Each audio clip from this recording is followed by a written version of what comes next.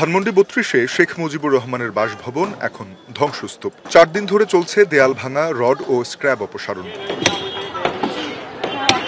৬৭৭ নম্বর বাড়িটির যতটুকু অবশিষ্ট আছে তাতে হাতুড়ি শাবল চালাচ্ছে বিক্ষুব্ধ ছাত্র জনতা।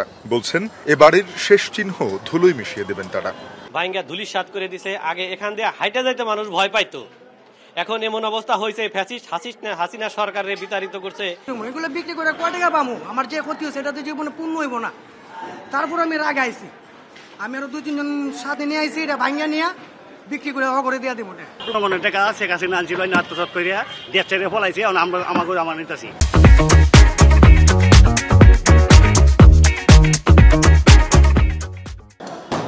শনিবার সকাল থেকেই বাড়িটির সামনে জড়ো হতে থাকে উৎসুক জনতা। ঝুঁকিপূর্ণ অবস্থাতেও ভবনের বিভিন্ন তলায় উঠে ঘুরে দেখছেন অনেকে। কেউ বা সংরক্ষণ করছেন অপশাসনের স্মৃতিচিহ্ন।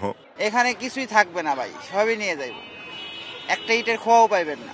এই পেশিবাদী আওয়ামী লীগের কবর হয়ে গেছে। এই পেশিবাদী আওয়ামী লীগ বাংলার মাটিতে কখনো আওয়ামী লীগ বলে আর কিছু নাই।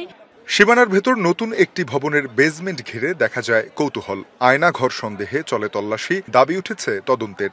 চতুর্দিকে ফ্লোর, আর এই জায়গাটা দেখা, এটা একটা মানে গাতা, মানে লিফটের গাতা। এইখানে যে এটা করছে, হ্যাঁ, এটা দেখেন এখানে কত লোক মাসে দাঁড়িয়ে পাওয়া গেছে, এটা বিচার কে করবে? আমরা মনে করবো সাধারণ জনগণ যিনি যেন চুপ থাকেন, আর বাংলাদেশটা কিভাবে ভালো চলে দলমত নির্বিশেষে সবাই যেন এই দেশটার দিকে খেয়াল রাখে।